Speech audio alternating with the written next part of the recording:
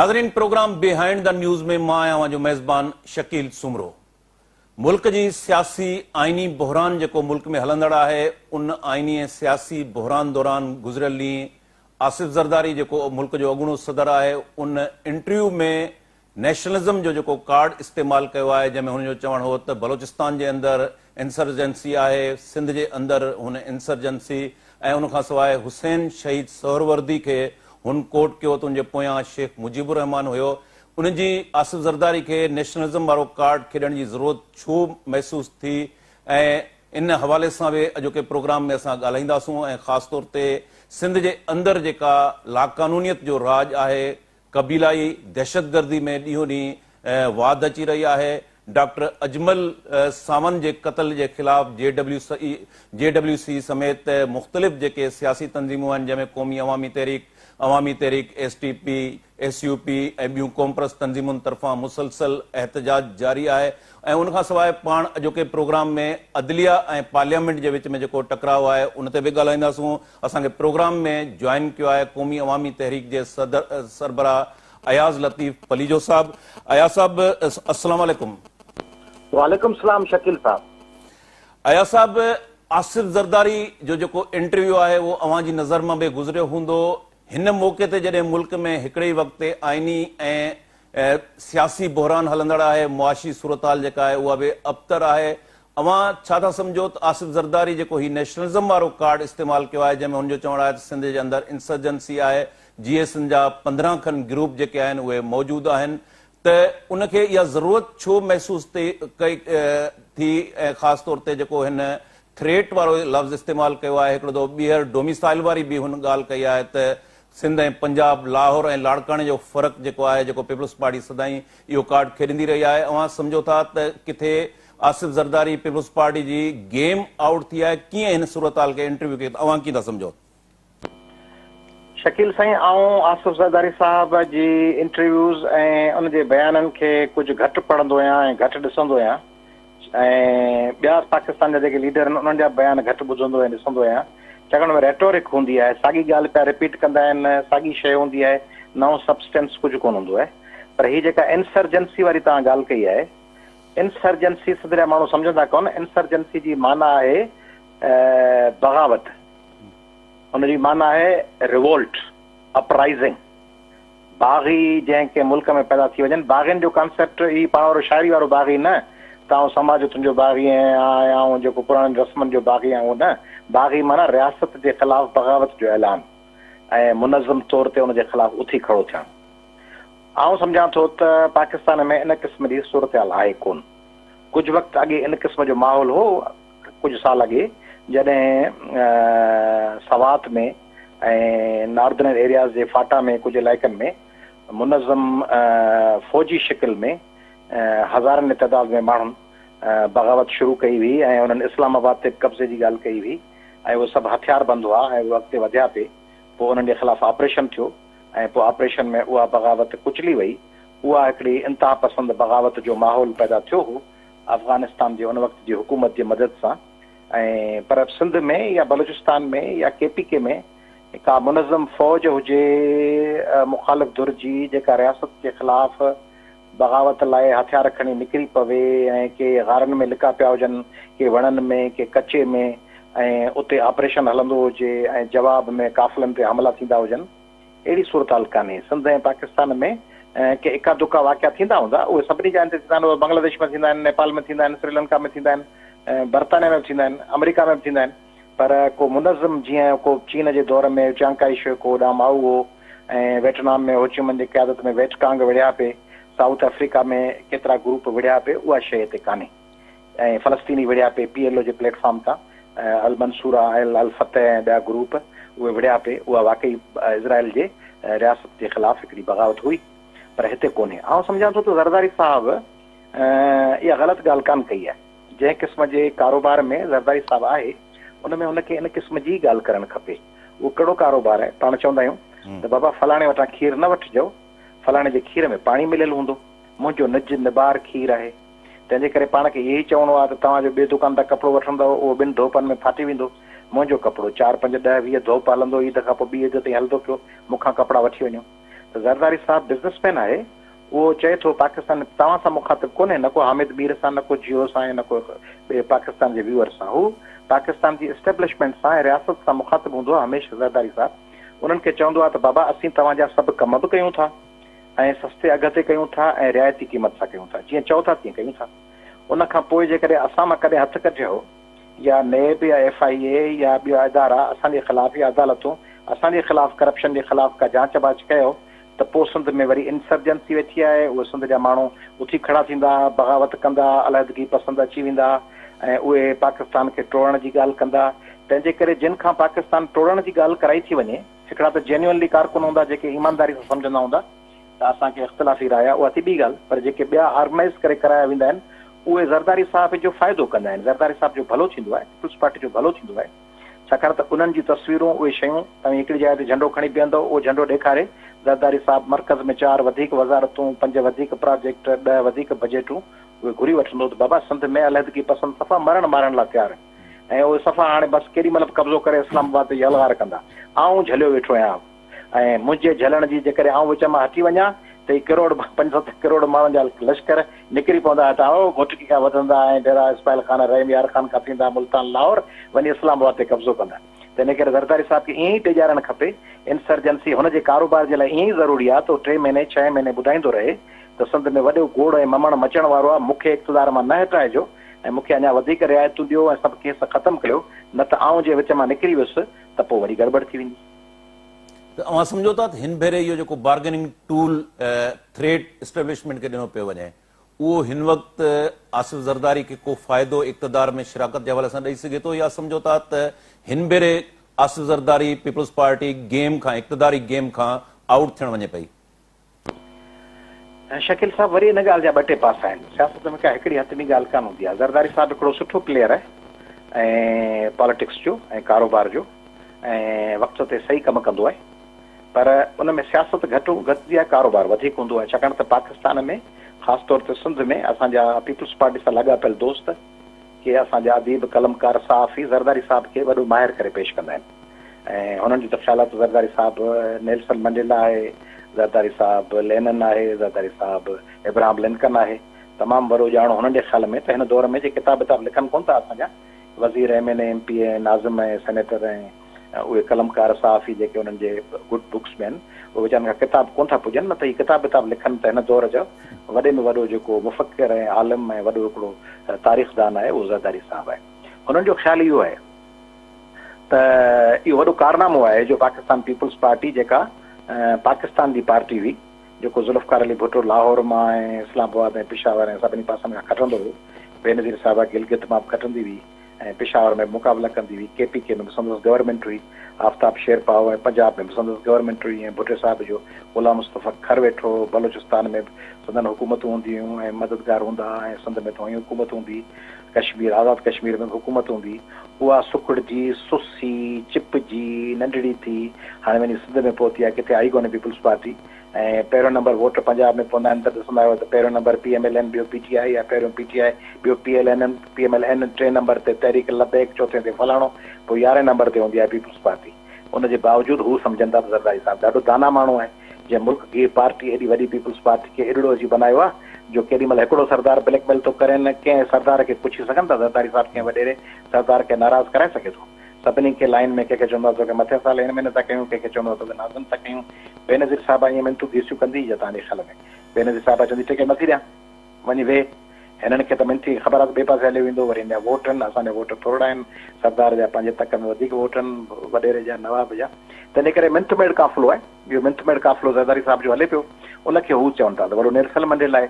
त इन करे ज़रदारी साहब इहो इन करे कोन चयो आहे, तव्हांजो जेको सुवालु आहे ज़रदारी साहब इन करे कोन चयो आहे त हालतूं को तेज़ी सां बदिलजनि थियूं। छा ज़रदारी साहब प्रीएम्प्टिव मेजर माना हिफ़ाज़ती तौर ते अॻु में का ॻाल्हि कजे, हुननि जो ख़्यालात जे कंहिं सबब जे करे शहबाज़ शरीफ़ साहब खे नाइल कयो वञे या पाक मर्कज़ में का सुप्रीम कोर्ट ऐं पार्लियामेंट जे तकरार में को ॿियो गड़बड़ थी वञे या का नेशनल गवर्नमेंट ठहे या का एमरजेंसी लॻे ऐं पोइ उन में तव्हां ॾिसो आहे जेॾी महिल क्रूशल हालतूं हूंदियूं आहिनि त पीपुल्स पार्टी जी क़यादत जा केतिरा माण्हू आरज़ी तरह दुबई हलिया वेंदा आहिनि, इम्कानी तरफ़ ख़तरो नज़र ईंदो आहे त दुबई हलिया वेंदा आहिनि या इंग्लैंड हलिया वेंदा आहिनि। पोइ वरी हाउ मो सिधी में चइबो न हाउ मो टरे वञे, पोइ जो हाउ मो टरी वेंदो आहे त वरी मोटी ईंदा आहिनि। तंहिंजे करे चवनि था त मुस्तक़बिल में जेका सिफ़ बंदी थींदी उन में असीं ॿुधायूं त असीं अॻे चयो न ज़रदारी साहिबु ॾिसो हिकिड़ो चालाक माण्हू आहे, अकुल इस्तेमालु कंदड़ माण्हू आहे। तंहिं ॾिसो जेॾीमहिल बेनज़ीर साहिब जी शहादत हुई त ज़रदारी साहिबु पुरअमन एहतजाज सॼे पाकिस्तान में धरणनि मुज़ाहिरनि कातिलनि जी गिरफ़्तारी उन्हनि जे बजाए ज़रदारी साहिबु चयो त मूंखे खपे। उहो खपे इन करे कोन चयो त को वाक़ई उन्हनि खे पाकिस्तान खपे। पाकिस्तान सां का दिलचस्पी कान्हे ज़रदारी साहिब खे, न संदसि सां दिलचस्पी आहे न नवाब शाह सां दिलचस्पी आहे, पर हुननि जी दिलचस्पी पंहिंजे कारोबार सां आहे। कारोबारी माण्हू जी छा सां दिलचस्पी हूंदी आहे? कारोबारी माण्हू जी दिलचस्पी हूंदी आहे पंहिंजो जनरेटर विकिणण सां, पंहिंजी मोटरसाइकिल विकिणण सां। हुनजो वास्तो इहो थोरी हूंदो आहे त मोटरसाइकिल ऐं सदर में थो विकिणा या कराची में एम्प्रेस मार्केट में थो विकिणा। जिते बि सुठो कारोबार हलंदो मोटरसाइकिल जो दुकान उते वञी लॻाईंदो। त इन करे ज़रदारी साहिबु ॾिसे थो जीअं हींअर सिंध जा पैसा खणी सॼी बजट खणी पंजाब में मार्च कयूं महांगाई जे ख़िलाफ़, सिंध जा पैसा खणी आज़ाद कश्मीर जी इलेक्शन विढ़िया, सिंध जा पैसा खणी गिलगित में सिंध माण्हू में स्कूल कॉलेज कोन ठाराईंदा। त इन करे ज़रदारी साहिबु उन्हनि खे पैगाम पियो ॾिए त आउं हाज़िर आहियां ख़िदमत लाइ, जेकॾहिं शहबाज़ शरीफ़ जे बजाए मूंखे रखंदव त आउं वरी तव्हांजी हिफ़ाज़ती जंग पियो विढ़ां ऐं मूंखे एडजस्ट कयो, आउं तव्हांजे लाइ हर ख़िदमत लाइ तयारु आहियां। अयाज़ साहब, हिकिड़ो इम्प्रेशन जेको पॉलिटिकल क्राइसिस आहे हिन वक़्तु या कॉन्स्टिट्यूशनल क्राइसिस आहे, उनजो हिकिड़ो इम्प्रेशन इहो आहे त इहो सॼो झेड़ो जेको आहे उहो पंजाब स्पेशली सेंट्रल पंजाब जो झेड़ो आहे। उनमें मुख़्तलिफ़ जेके स्टेक होल्डर आहिनि, इमरान ख़ान, नवाज़ लीग जी शिकिल में ही सॼो झेड़ो उन्हनि जो आहे। तव्हां सम्झो था वाकई ही सेंट्रल पंजाब जो झेड़ो आहे? उनमें जेके नंढा सूबा आहिनि जंहिंमें सिंध, बलोचिस्तान, KPK, उहे हिन सॼी जो झेड़े खां जेका आहिनि ॿाहिरि आहिनि, हिन सॼे झेड़े खे अव्हां कीअं था सम्झो? शकील साईं, सवाल ॾाढो ज़बरदस्त आहे। हाणे ॿिया दोस्त जेके हूंदा आहिनि सियासत में उहे मिड़ी विच वठी ॻाल्हि कंदा आहिनि। मूंसां हमेशह शुरू खां इहो मसइलो रहियो आहे त आउं चवंदो आहियां त इहा ॻाल्हाइजे ई न। घणो करे इंटरव्यूज़ अवॉइड कंदो आहियां। तव्हां ॾिसंदा हूंदव, तव्हां कई दफ़ा राब्ता कंदा हूंदव, कॾहिं राब्तो कोन थी सघंदो आहे, ईअं ॿिया चैनल्स। ऐं चवंदो आहियां त पोइ चवंदो आहियां ॻाल्हि कजे त पोइ सही सदी जेको माण्हू ज़हन में सोचे थो उहा कजे, विच वठी ॻाल्हि न कजे। सिंध में बि तव्हां पॉलिटिकल धुरियूं ॾिसंदव त हिकिड़ियूं सिंध जूं क़ौम परस्त या प्रोग्रेसिव धुरियूं आहिनि जेके पीपल्स पार्टी ते सख़्तु तनक़ीद कंदियूं आहिनि, पर इमरान ख़ान जो पासो खणंदियूं आहिनि ऐं वफ़ाक़ी धुरनि जो, नवाज़ लीग जो, ॿियनि जो उन्हनि खे जस्टिफाई कंदियूं आहिनि। उन्हनि जी सिंध सां कयल ज़ाब्तनि जो ज़िक्र न कंदियूं आहिनि, पीपल्स पार्टी ते शदीद तनक़ीद कंदियूं आहिनि। ॿियूं धुरियूं वरियूं अहिड़ियूं आहिनि जेके सिंध में जेका गड़बड़ थींदी आहे उनजो इल्ज़ाम इमरान ख़ान या नवाज़ शरीफ़ सां हणंदियूं आहिनि ऐं पीपल्स पार्टी सां नरपखी पियो हकलीदियूं आहिनि। चवंदा उन्हनि जो को ॾोह कोन्हे, वफ़ाक़ टपड़ खाई वियो। चओ बाबा ख़ैरपुर नाम शाह बुराथन शाह ॿुधी वियो, चवंदा वफ़ाक़ खाई वियो। थर में कड़क में मिठी मिलियल आहे, चवंदा वफ़ाक़ खाई वियो। चवंदा बाबा सखर जी यूनिवर्सिटी तबाह थी वई, चवंदा वफ़ाक़ खाई वियो। जेको शइ चवनि, चवंदो न्याणी अगवा थी वई, चओ वफ़ाक़ करे वियो। बाबा ही फलाणी हिंदू न्याणी अगवा थी वई, उनखे फलाणे वॾेरे या सरदार या पीर या फलाणे अगवा करायो गुंडे, चवंदा न इन में वफ़ाक़ ऐं रियासत किथे आहिनि। तंहिंजे करे उन्हनि खे वरी सभु तीरनि जो मुंहुं उॾां करिणो आहे, विच वठी ॻाल्हि करणी आहे, बैलेंस हक़ीक़ी ॻाल्हि कोन करणी आहे त बाबा इन में किन ॻाल्हियुनि में वफ़ाक़ ज़िम्मेदार आहे। जेकॾहिं पाणी जो मामिलो आहे, लोड शेडिंग आहे, गैस आहे ऐं रेलवे आहे, फलाणो आहे, जज़ीरा आहिनि, इन में वफ़ाक़ आहे। बाक़ी पुलिस, नाहक, एजुकेशन, हेल्थ, रोड, रस्ता, excise, drainage, public health, forest, irrigation, इहे सभु मक़ामी सूबाई खाता आहिनि। वफ़ाक़ कुझु कोन करे, न कुझु वञेसि ऐं उहा सिंध तबाह थियणु, सिंध ॿुॾी जेका आहे उनजी 70-80% ऐं सिंध जी तबाही ऐं गुरबत ऐं बुख ऐं बेवसी जी 70-80% ज़िम्मेदार सिंध हुकूमत आहे। तंहिंजे करे हाणे तव्हांजे सवाल ते आउं मोटी थो अचां। त हाणे मूं तव्हांखे चयो त मां मूंखे सिधी ॻाल्हि सौंटे जी करणी आहे। तंहिंजे करे पाकिस्तान जा जेके हुकुमरान आहिनि 1947 खां उहे पिया कनि पाण सभु लेबॉरेटरी में पिया आहिनि। उन्हनि जे हथ में आहिनि सूआ, स्टेथोस्कोप, फलाणा रेक्टर, वेक्टर, औज़ार, मापू करण जा मुख़्तलिफ़ जारनि ऐं बरननि में रखियल तेज़ाब, कंहिंमें ॾेढरी टंग विझिबी आहे, वरी ॾेढरी टंग कटी वरी ॿिए में विझिबी आहे, बाहि जो शोलो भड़काइबो आहे, उन ते वरी वर्निक्यूलर खे यूज़ कबो आहे, पोइ उन ते माप कबी आहे, पोइ उनखे गैस में शइ में लिक्विड विझी उनखे ॾिसबो आहे। इहो जेको फर्स्ट ईयर इंटर जा बायोलॉजी जा ऐं मेहरान यूनिवर्सिटी ऐं मेडिकल जा टेस्टूं हूंदियूं आहिनि, उहे टेस्टूं पाण सभु थियूं पिया। 22 करोड़ माण्हू ऐं शुरू खां 1947 खां जेके 2-3 करोड़ हुआ उन्हनि ते पाण ते तजुर्बो पियो थिए। पहिरीं तजुर्बो कयूं त अमेरिका जा माण्हू था थियूं, पोइ विचीअ में तख़्ती विझी अमेरिका वेलकम पे कयूं, पोइ सीटो में दाख़िल थिया ऐं सेंटो में दाख़िल थिया, अयूब ख़ान दाख़िल थियो ऐं उनखां अॻु में इस्कंदर मिर्ज़ा जे दौर में वरी तजुर्बो कयूं त असीं जमहूरी हुकुमराननि खां जमहूरियत खसूं था। पोइ मौलवी तमीज़ुद्दीन केस थियो, पोइ उन में सिंध चीफ के कोर्ट फ़ैसिलो कयो, क्रिश्चन जज हो, उन फ़ैसिलो कयो। त इहो असेंबली जी बरतरफ़ी ग़लति आहे, उनखे वरी नज़रिए ज़रूरत तहत जस्टिस मुनीर चयो त न बिल्कुलु सही थियो आहे। पाकिस्तान जे अदालती निज़ाम खे तव्हां वञी ॾिसो त उन्हनि हाजी सैफुल्ला केस में चवनि था त मार्शल लॉ हुई नाजाइज़, पर हाणे छाकाणि त मार्शल लॉ लॻी चुकी ऐं इलेक्शनूं थियण वारियूं आहिनि कुझु वक़्त में, तंहिंजे करे हुनखे हटायूं नथा। इन क़िस्म जा ज़बरदस्त फ़ैसिला थींदा आहिनि। नुसरत भुट्टो केस में ॾिसो ऐं आसमा जहांगीर केस में ॾिसो, जॾहिं यया ख़ान ऐं मार्शल लॉ ख़तमु थी वयूं पोइ फ़ैसिला ॾिनऊं। तंहिंजे करे पाकिस्तान जो अदालती निज़ाम बि अहिड़ो ज़बरदस्त आहे जो जेको डिक्टेटर वेठो हूंदो आहे हुन ते कुझु न कोन्हनि, चवंदा आहिनि त ॾाढे ते उथारींसि त उथे न, हिन ते विहारींसि त वेहे न। तंहिंजे करे इहो सॼो निज़ाम ईअं रहियो आहे। हाणे हिननि तजुर्बो कयो, असांजे दोस्तनि प्यारनि जेके पावर्स दैट मैटर, उन्हनि तजुर्बो कयो त बाबा नवाज़ शरीफ़ केतिरियूं ॻाल्हियूं नथो मञे ऐं करप्शन बि उरूज ते आहे। ज़रदारी साहब जे दौर में बि करप्शन उरूज ते आहे, ॻाल्हियूं बि नथा मञनि। करप्शन हुननि जो घटि मसइलो हूंदो आहे, पर ॻाल्हियूं कुझु नथा मञनि, कुझु पंहिंजूं कार्रवाइयूं कनि था ऐं राय आमा ख़राबु थी वई आहे। हाणे हिकिड़ो अहिड़ो माण्हू अची था कयूं जेको निस्बतन न हुजे ऐं निस्बतन उनजे बारे में शफ़ाफ़ियत जो तासिर जोड़िजे, उहो असां ते डिपेंडेंट हूंदो, जीअं चवंदासीं तीअं कंदो ऐं उनखे गवर्नमेंट ठाहे था ॾियूं। पोइ उन्हनि गवर्नमेंट ठाहे ॾिनी, पोइ उहा गवर्नमेंट अची वई 2018 में। पोइ गवर्नमेंट ठाहे ॾियण खां पोइ उन्हनि सम्झो त इहो 2 टे 5 7 8 खरब ॿाहिरां खणी ईंदो, पैसा ईंदा जाम ऐं मशवरो अकुल बकुल इस्तेमालु कंदा। पोइ ईअं थियो कोन, किन ॻाल्हियुनि में राय अमा उन्हनि जी राय उन्हनि जी वरिती कान वई। तव्हां शाहिद मेतला जो इंटरव्यू पढ़ी वरितो जेको जनरल बाजवा जो कयो अथसि, ऐं जेको जावेद चौधरी कयो आहे शायदि जनरल बाजवा जो। मञो जनरल बाजवा चयो सभु कम असीं कंदा हुआसीं, पर किन ॻाल्हियुनि ते असांजी ॻाल्हि इमरान ख़ान साहिबु न ॿुधंदो हो, मसलन भोजदार खे हटाइण ते न ॿुधंदो हो। उन में वरी थोरो मामला रूहानी राज़ आहिनि उन में, त चवंदा त को रूहानी राज़ हो त जेकॾहिं भोजदार हटी वियो त पोइ जीअं भोजदार हटंदो तव्हां बि हलिया वेंदो। तंहिंजे करे उहे टकराव पैदा थी विया।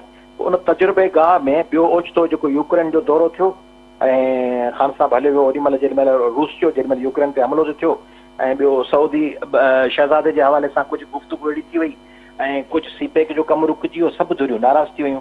जो बाइडन फोन कोन कयो, उन ते वरी उनजे ख़िलाफ़ रद्द अमल ॾिनो। सिंध में ॾिसंदा आहिनि केतिरा कॉम्प्रेस अथनि, तव्हां ॾिसो त मुंहिंजो रद्द अमल न ॾी, हीअं ॾिसो त 2 टे धुरियूं सिंध जो पैसा विढ़ंदियूं पियूं आहिनि। रोज़ हिकु ॿिए ते बयान, असांजे तरफ़ां अहिड़ी का कार्रवाई कोन ॾिसंदो। असां में सब्र आहे, बर्दाश्त आहे। असां ते केरु हमलो कंदो आहे तॾहिं बि 2 टे साल ॻाल्हि पी वेंदा आहियूं, चवंदा आहियूं मथां हालतूं बदिलजनि, मथां इहो हमरा बहितर थी वञे।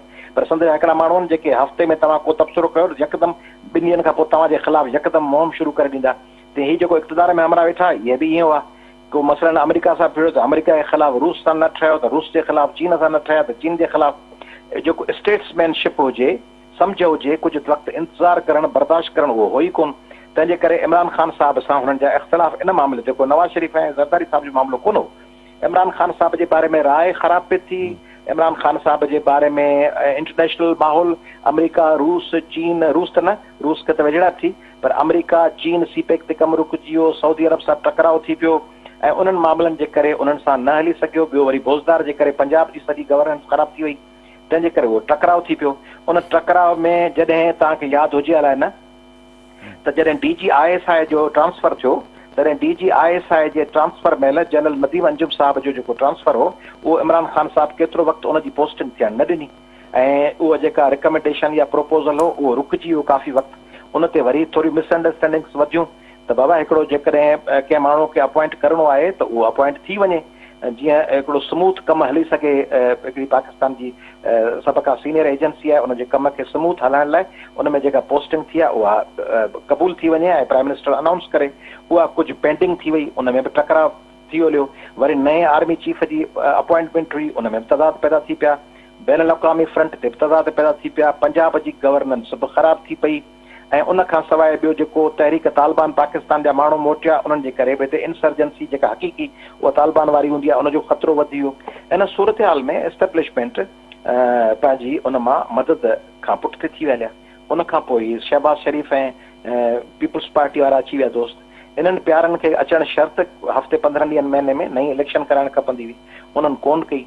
उन्हनि उहो वक़्तु ॾिनो, उन वक़्त में इमरान ख़ान साहिबु पंहिंजो पॉपुलर वरी राय मां ॿी जोड़े वियो त बाबा असांखे कढियो वियो आहे ऐं मुंहिंजे ख़िलाफ़ु जेका असां रिजीम चेंज ऑपरेशन थियो आहे, उन राय अमा जोड़ण खां पोइ हिननि गारंटीज़ घुरियूं त असांखे जेकॾहिं IMF खां असांखे सहियूं करणियूं आहिनि त पोइ असांखे IMF सां मुआहिदो करिणो आहे त उनजो नज़लो ऐं उनजो अज़ाब असां ते किरंदो त पोइ असीं इक़्तिदार में रहूं। असीं छो क़ुर्बानी जा बकरा थियूं जो IMF सां एग्रीमेंट बि कयूं, उन्हनि जूं शर्तूं बि मञूं ऐं पोइ वरी असांखे इक़्तिदार मां हटाए छॾियो।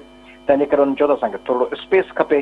IMF सां मुआहिदो आख़िरी वक़्त में इमरान ख़ान साहब ख़राब करे छॾियो, तंहिंजे करे उनखे बैकफुट ते विया। इंटरनेशनल इदारनि में ईअं कोन कबो आहे, इहो फ़क़ति पंहिंजो मुल्क आहे जिते इक़्तिदार ख़ातिर ॿियनि आलमी इदारनि सां कयल मुआहिदनि ते बि माण्हू रुकावट पैदा करे थो त जीअं मुल्क खे भले नुक़सानु थिए पर आऊं पंहिंजी राय आहे, मां पंहिंजी मस्बत जोड़े सघां। शहबाज़ शरीफ़ जे दौर में हींअर महांगाई उरूज ते आहे, आसिफ ज़रदारी साहब हुनजो फ़ाइदो पियो वठे। हिकिड़े पासे इमरान ख़ान साहब अंदरूनी तौर कुझु न कुझु गुफ़्तगू जारी अथनि, ॿिए पासे मुख़्तलिफ़ वफ़्त पिया मोकिलीनि। शहबाज़ शरीफ़ सां गॾु आहिनि बि, पर ज़िमेदारी पंजाब में क्रिटिसिज़म आसिफ ज़रदारी साहब ते कोन थो थिए, छाकाणि त हुकूमत शहबाज़ शरीफ़ साहब वटि आहे। पीपल्स पार्टी जा सभु वज़ीर इंतिहाई बाअसर आहिनि, सभु पावर उन्हनि वटि आहिनि, पर उनजे बावजूदि इल्ज़ाम बि उन्हनि ते कोन थो लॻे, छाकाणि त बज़ाहिर फिगर में शहबाज़ शरीफ़ मौजूदु आहे। तंहिंजे करे पीपल्स पार्टी एडवांटेजियस पोज़ीशन में आहे निस्बतन ॿियनि जे, पर राय आमा पीपल्स पार्टी ऐं नवाज़ लीग ॿिन्ही लाइ ख़राब पई थिए। महांगाई इंतिहाई वधी वई आहे, माण्हू बुखूं पिया काटनि, माण्हू तबाह ऐं बर्बाद थी विया आहिनि, माण्हू वटि रोज़गार कोन्हे, माण्हू वटि खुराक कान्हे, माण्हू वटि हाणे अटो कोन्हे, अटा जे कतारनि में माण्हू जेको सो दरबदर थी मरनि पिया। तंहिंजे करे हाणे सॼी सिचुएशन में जिन बि इहो प्लान कयो उन्हनि ग़लति प्लान ठाहियो। ऐं 2018 जो रुगो न पियो चवां, जिन पंहिंजे नर्सरीज़ में फार्मी कुकड़ियूं तयारु कयूं आहिनि, जेके उहे अयूब खान जे दौर में फार्मी कुकड़ियूं ठहियूं हुजनि, ज़ियाउल हक़ जे दौर में ठहियूं हुजनि, जनरल बाजवा जे दौर में ठहियूं हुजनि, जेकी ब्रायलर कुकड़ी 6 हफ़्तनि वारी ठाहिजे थी, उहा 6 हफ़्तनि खां पोइ 8 हफ़्तनि खां पोइ कुसिजी वेंदी। जेका देसी कुकड़ आहे सा सालनि ताईं हलंदी। तंहिंजे करे ब्रायलर पंहिंजूं कुकड़ियूं ऐं पंहिंजा ठाहिनि था पंहिंजे फार्म्स में मशीन ज़रिए, पोइ उहे हिकिड़े वक़्त खां पोइ पंहिंजी अफ़ादियत विञाए थियूं छॾीनि ऐं उन्हनि जो मक़सदु फ़ौत थियो वञे। अयाज़ साहब, तव्हां ही सॼो जेको इनसाइड ऐं इंटरनेशनल जेको फिनोमिना ख़ासि तौर ते फॉरेन पॉलिसी जे हवाले सां ॻाल्हायो, त उनमें असांखे फॉरेन पॉलिसी जो हिकिड़ो फेल्यूअर नज़र अचे थो। तव्हां पंहिंजी गुफ़्तगू में CPEC जी बि ॻाल्हि कई। असां ॾिठो त जॾहिं CPEC साइन थिए थो त सॼे मुल्क जे अंदरि अमन अमान थी वञे थो।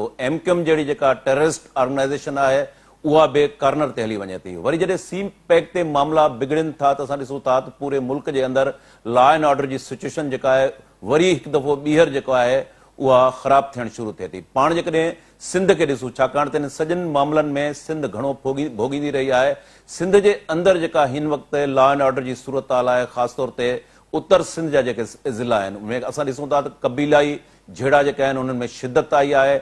धाड़ेल राज जेको आहे उहो हिकु दफ़ो ॿीहर जेको आहे असांजे उभरी असांजे साम्हूं आयो आहे।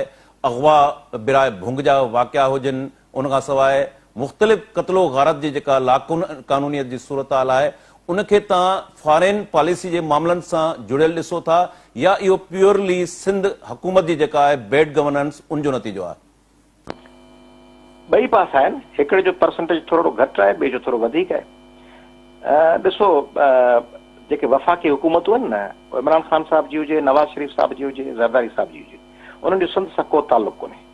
उन्हनि खे उहे सम्झनि था त हितां 40-50 क़ौमी असम्बली सीटुनि सां पाकिस्तान जी हुकूमत कोन ठहणी आहे।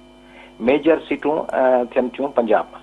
ॿियो वरी छाकाणि त इंसर्जेंसी जो ख़तरो आहे अफ़गान बॉर्डर तां, उनजे करे KPK जी बि अहमियत आहे। पंजाब जी इन करे जो उते सीटूं वधीक आहिनि क़ौमी असम्बली जूं, ऐं KPK जी अहमियत इन करे आहे जो उनजे बॉर्डर ते अफ़गानिस्तान आहे, ऐं उते वरी अमेरिका ऐं ॿिया इलाही सारा मामला आहिनि। अफ़गानिस्तान जे परियां वरी सेंट्रल एशिया आहे, ऐं पोइ उते रूस आहे। तंहिंजे करे इन सॼे बि मिलिटेंट्स आहिनि अफ़गान, सिंधी माण्हू आहिनि, न को मिलिटेंट, न को वॾी अक्सरत में पंजाब खां वधीक, ऐं न को कारोबारी तरह छायल। तंहिंजे करे पर पंहिंजी एतिरी अहमियत कान्हे, हक़ीक़त पसंदि थिए जी। ऐं ॿियो जेको असांजो नुमाइंदो आहे पीपल्स पार्टी, उनजो बि असां सां ताल्लुक़ कोन्हे। जॾहिं उन्हनि जी हुकूमत हुई, ज़रदारी साहब सदर हो, वज़ीर अज़म राजा परवेज़ अशरफ या यूसुफ रज़ा गिलानी हुआ, तॾहिं पंहिंजो कुझु कोन थियो। तंहिंजे करे पाण सां को ताल्लुक़ कोन्हे। इवन नवाज़ शरीफ़ साहब जे दौर में इलाही कमु थी सघियो थिए। नवाज़ शरीफ़ साहब पीपल्स पार्टी साहब गॾु हो। हिकिड़ो दफ़ो नवाज़ शरीफ़ साहब मूंखे फ़ोन कयो, उन ज़माने में बल्दिया फैक्ट्री जो वाक़ियो थियो, असां गॾियल हड़ताल जी कॉल ॾिनी। त मियाँ साहब मूंखे फ़ोन कयो त तव्हां हड़ताल जी कॉल वापसि वठो। त मूं चयोमांसि असां गॾियल कॉल ॾिनी आहे सभिनी जी, ॿी लीडरशिप सां मूं ॻाल्हायो आहे, तव्हां हड़ताल जी कॉल वापसि वठो। मुंहिंजो साहब इन मियाँ साहब इन मामले ते उन ॾींहुं बल्दिया जो वाक़ियो थियो, असां सभिनी इशूज़ ते कॉल ॾिनी, पर मियाँ साहब जो चवणो त छाकाणि त बल्दिया वारो वाक़ियो थी वियो आहे, तंहिंजे करे सोग आहे, तंहिंजे करे तव्हां हड़ताल जी कॉल वापसि वठो। मूं मियाँ साहब खे गुज़ारिश कई त तव्हां मुंहिंजे घर बि आया हो ऐं उते पाण ॻाल्हायो हो ॿोध मुतासिरनि खे आबाद करण जे हवाले सां ऐं सिंध खे इंडस्ट्रियल प्रोजेक्ट्स ॾियण जे हवाले सां। चयो उन ते पोइ ॻाल्हि थींदी। पोइ मियाँ साहब मूंखे दावत ॾिनी, असीं वियासीं ऐवान सदर में, ज़रदारी साहब जी फेयरवेल हुई, उते बि ॻाल्हि रखीसीं, पर सिंध उन्हनि जी एजेंडा में न हुई। इमरान ख़ान साहब सां GTA हुकूमत में शामिल हुई। इमरान ख़ान साहब सां मुलाक़ात लाइ मूंखे पीर साहब हिदायत कई त तव्हां मिलो कराची सर्किट हाउस में। मूं चयो थींदो कुझु कोन मिली सघियासीं। पोइ वरी पीर साहब चयो त तव्हां इमरान ख़ान साहब डेलीगेशन में सूरत में वञी मिलो। सेक्रेटरी जनरल GTA जा ऐं ऐवान वज़ीर आज़म में इमरान ख़ान साहब सां मिलुसि। उते चार्टर ऑफ डिमांड्स ॾिनमि सिंध जो। ख़ान साहब चयो उमर अयूब खे ऐं असद उमर खे ऐं मोहम्मद मियां सुमरे साहब खे त please address all those issues raise by mister Palijo. हिनखे खणो त थियो कुझु कोन। वरी ख़ान साहब आयो कराची में। उते पीर साहब पघारो असीं सभु गॾिजी आउं मिलुसि। उते ख़ान साहब खे वरी ॻाल्हि ॿुधायमि। ख़ान साहब मूंखे चयो त हिननि खे चवां थो मुंहिंजो न तव्हां मुंहिंजी ॻाल्हि तसली सां ॿुधो। वज़ीर आज़म साहब खे मुखातिब थी चयुमि मुंहिंजो तसली सां ॿुधो ऐं डिटेल में ॿुधो। हुन ते पाण ॿिया दोस्त थोरा परेशान थिया त वज़ीर आज़म साहब सां पलीजो साहब ईअं ॻाल्हाए पियो त तव्हां तफ़सील सां सॼा सुंदरा इशूज़ ॿुधो। पोइ इमरान ख़ान साहब ॿुधा वरी ॻाल्हि चयमि चई हिननि खे एड्रेस था कयूं। वरी थियो कुझु कोन। ज़रदारी साहब जो हुई को ताल्लुक़ कोन्हे। तंहिंजे करे सिंध हिकिड़ी अहिड़ी ग़रीब जी ज़ाल सदके जी भाॼाई सो पाण अहिड़ा आहियूं अंधी जहिड़ी पेके तेड़ी सावरे। पाण खे कंहिं ॻणप में कोन आहियूं। भले पाण भले पाए ते ऐलान कयूं हीअं कंदासीं हूअं कंदासीं। ॾिसो न हीअ जेका आदमशुमारी पई थिए इन में रोज़ कराची जा जेके असांजा पॉलिटिकल ऐं ॿियूं तंज़ीमुनि जा प्रेशर ग्रुप्स आहिनि रोज़ ॾींहं वधाइनि था त जीअं कराची जी आबादी वधे। हाणे कराची जी आबादी वधे कीअं? आबादी वधियल आई कान्हे। कराची जी आबादी आहे का करोड़ 10 लख करोड़ 20 लख। उहा जेके करोड़ 40-50 कनि था उनखां वधीक किथां ज़ोरी वधाइण चाहिनि था उहा नथी वधे। सिंध जी आबादी सिंध जे कराची जे हिकिड़े ज़िले खां छॾे सिंध जे ॿियनि ज़िलनि जी आबादी कराची खां सवाइ उहा तक़रीबन 5.5 खां 6 करोड़ आहे। उहा 3.5 करोड़ था ॾेखारनि। उनजी 2-2.5 करोड़ गुम करे छॾीनि। सिंध जी कुल आबादी को 7-7.5 करोड़ आहे। उन मां कराची जी आबादी करोड़ 10-20-30 लख। बाक़ी सिंध जे ॿियनि ज़िलनि जी आबादी तक़रीबन को 5 करोड़ 6 करोड़ जे क़रीब आहे। उनखे ई गुम था करे छॾीनि। पर पंहिंजो को ॿुधण सुॼण वारो आहे? वफ़ाक़ी वज़ीर पंहिंजा, वज़ीर ख़ारजा पंहिंजा, ॿिया सभु वज़ीर पंहिंजा, सूबाई वज़ीर पंहिंजो, वज़ीर आला पंहिंजो। MQM वटि न सूबाई हुकूमत न वफ़ाक़ हुकूमत। पर ॻाल्हि MQM जी थी हले ऐं उनजे चवण ते आदमशुमारी में रोज़ इज़ाफ़ो थिए जीअं तइदाद वधाइजे। तंहिंजे करे सीपेक जी तव्हां ॻाल्हि कई। बिल्कुलु सीपेक खे सेफ रखण लाइ कराची में लॉ एंड ऑर्डर सीपेक दरअसल पाकिस्तान जे फ़ाइदे में आहे ऐं जेका ॻाल्हि पाकिस्तान जे फ़ाइदे में आहे उहा सिंध जे फ़ाइदे में आहे। छाकाणि त जेकॾहिं हिकिड़े घर सॼे में पाणी जी लाइन ईंदी। मुंहिंजे घर में 5-6 कमरा आहिनि 4 कमरा आहिनि। उनजी छित में टंकी में पाणी ईंदो। उन टंकी मां पाणी मूंखे बि मिलंदो। मुंहिंजे घर में स्विगेस जो कनेक्शन ईंदो। उन ते बोर्ड मुंहिंजो बि रधिजंदो। मुंहिंजे घर मां ड्रेनेज जी लाइन हूंदी त मुंहिंजे घर में सफ़ाई रहंदी। इहो अक बेवकूली वारी ॻाल्हि आहे त बाबा जंहिं घर में आऊं रहां थो ख़ुदा करे उनजी टंकी में पाणी हुजे ई न। उनजी न हुजे त मुंहिंजे बाथरूम में मुंहिंजे पीअण जो पाणी बि कोन हूंदो। तंहिंजे करे सीपेक सां सॼे पाकिस्तान खे फ़ाइदो आहे। असांजे ब्रॉडर जनरल इंट्रस्ट में आहे। पर इन शर्त ते त उन में हेजमनी न थी वञे। अमरीकी बालादस्ती खां निजात हासिल कयूं वरी चीनी बालादस्ती थी वञे वरी उहे असांखे डिक्टेट वेठा कनि। ईअं न थिए। अॼु बि कल्ह बि जेको वाक़ियो थियो आहे उहो बि ग़लति आहे। जेको तासू में थियो आहे कि चीनी माण्हूअ ते कुड़ियूं FIR कटिजनि पियूं। उनजे नतीजे में वरी चीन बि असां सां नाराज़ थी सघे थो। तमामु एहतियात करणो पवंदो। पर हाणे अचूं था हेॾा ट्राइबल मामलनि ते जेको तव्हांजो सुवालु आहे। ट्राइबल मामला ईअं आहिनि त सिंध जा जेके छाकाणि त ज़रदारी साहब कमज़ोर थी वियो आहे। छाकाणि त पीपल्स पार्टी कमज़ोर थी आहे। इन करे पीपल्स पार्टी खे सरदारनि पीरनि जागीरदारनि नवाबनि जी ॻाल्हि ते हलणो पए थो। तंहिंजे करे उहे मक़ामी तरह छाप कंदा उन्हनि खे ज़िला विराए ॾिना विया आहिनि। SP उन्हनि जो हुजे थो। तव्हां थोरी ख़बर वठंदो मूंखां वधीक ख़बर में तव्हां साफ़ी आहियो ऐं तव्हांखे ख़बर हूंदी त मुख़्तलिफ़ ज़िलनि में ज़िले जो SSP कमानी साहब उते जो MNA MPA जेको बि ताक़तवर वधीक आहे उहो चूंडे थो। जे वज़ीर आहे त उहो चूंडे थो। उते जो मुख़्तियारकार तपेदार बि उहे चूंडे थो। उते जा SHO ऐं DSP बि उहे चूंडे थो। उते जो एक्साइज़ टैक्सेशन ऑफिसर उते जो इरीगेशन जो इंजीनियर या AC उहे सभु उहे चूंडीनि था। पोइ ज़ाहिर आहे AC इरीगेशन इंजीनियर हाईवेज़ जे इंजीनियर खे ख़बर आहे त पोइ कीअं ॻाल्हाईंदा आहिनि। मुंहिंजी सिविल इंजीनियरिंग थियल आहे। पोइ ॻाल्हाईंदा ही आहिनि जेके असांजा दोस्त के AC आहिनि के चीफ आहिनि उहे चवंदा आहिनि त साईं फलाणा हेतिरा प्रोजेक्ट आया आहिनि साहब सां मिलिया आहियूं। साहब चयो आहे त इहो ठीको फलाणे खे ॾेई छॾियो। साहब माना MNA MPA वज़ीर हुन लाइ कजो नाज़िम फलाणो। पोइ साहब चयो आहे SP चयो आहे त हेॾा न अचजई। SP चयो आहे हुनखे हीअं कजई। तंहिंजे करे उहे हलनि था। उन्हनि कमनि में उहे सरदारनि खे SP हथु कीअं विझंदो। ट्राइबल हेड खे कीअं हथु विझंदो। जॾहिं त पोस्टिंग ई उन कराए ॾिनी आहे। उनजी पोस्टिंग खां सवाइ लत जो लॻंदी कंहिं ऑफिसर खे त वञी वीचारो अलाए कहिड़े पासे खां निकिरंदो। तंहिंजे करे उहे मिड़ई ॾेखार तौरु विच थरा ॿिया कम कंदा। जीअं अदालतूं पंहिंजूं विच थरा ॿिया इलाही सारा चङा कम कंदियूं आहिनि। माण्हू बाज़त बरी कंदियूं आहिनि। माण्हुनि खे ज़मानतूं ॾींदियूं आहिनि। सिविल सूट अलाउ कंदियूं आहिनि। पर मथे सियासी मामला हूंदा आहिनि त पोइ जस्टिस मुनीर ॾिसो था। पोइ साक़िब निसार ॾिसो था। डेमन जे मामले में जंहिंजो वास्तु ई कोन्हे उन में मैदान में बीठो आहे। हाणे मसलन हींअर जेको अदालती बहरान आहे हुन जो सभ खां सवलो हलो त फुल कोर्ट थी 15 जज वेहनि ऐं सभु माण्हू मुतफ़िक़ थी वञनि। पर हरू भरू कंट्रोवर्सीज़ बि पैदा थियनि। ख़ैर त हाणे अदालतूं बि जॾहिं पंहिंजो रोल प्ले न कनि ऐं हुकूमत सरदारनि ऐं नवाबनि जे हवाले करे छॾे त पोइ कई माण्हू क़तल थींदा, शहीद थींदा, कई नियाणियूं निमरता जहिड़ियूं वेंदियूं, पोइ माइट चवंदा असां उन्हनि तां हथु खयों, कई ॿार अगवा थी वेंदा, साहिल कोरे जे जहिड़ा ऐं नंढड़ा ॿार फज़ीला सरकियूं गुम थींदियूं, कई ॿार उन्हनि जो को धणी साईं कोन हूंदो, घर में ॿार पिया मरंदा, घोटकी में कंदकोट ऐं जैकबाबाद खे मर्कज़ बनायो वियो आहे, खोसो भेनरूं असांजूं नियाणियूं अगवा थियूं।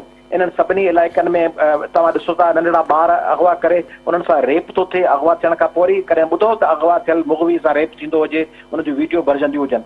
पोइ उन ते को रद्द अमल थियो, का रेंजर्स ऐं फौज ज़रिए ऑपरेशन थी, थियणी ईअं खपंदो हो त जिते धाड़ेल वग़ैरह हुआ उते हिकिड़ी बाक़ाइदे स्टैंड वठिजे हा, या उन्हनि सां ॻाल्हियूं ॿोलियूं कजनि हा त बाबा तव्हांजा मुतालबा कहिड़ा आहिनि, जेकर के जाइज़ मुतालबा आहिनि त मंजनि हा, जेकर क्रिमिनल आहिनि त क्रिमिनलनि धाड़ेलनि जे ख़िलाफ़ ऑपरेशन थिया, ऑपरेशन में उन्हनि सां फॉल्स एनकाउंटर न थियनि हा।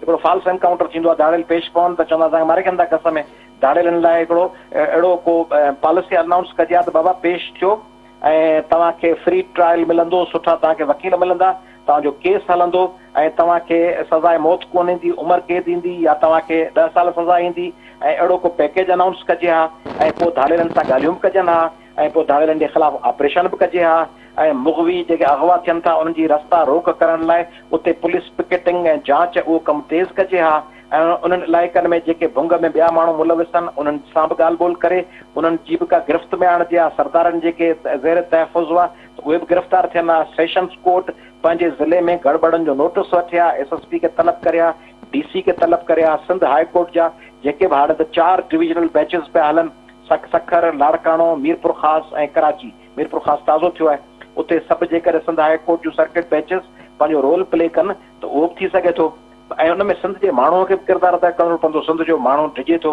तव्हांखे हिकिड़ी मज़े जी ॻाल्हि ॿुधायां शकील, कुझु ॾींहं हफ़्तो ॾह ॾींहं अॻु में मूं वटि 2 माण्हू आया, हिकिड़ो दीवान हो ऐं हिकिड़ो मुस्लमान हो। उहे ॿई आया कंहिं कम जे सिलसिले में, कंहिं खाते में नौकिरी कनि था, उतां जेको पघार मामिलो हो उन में आया।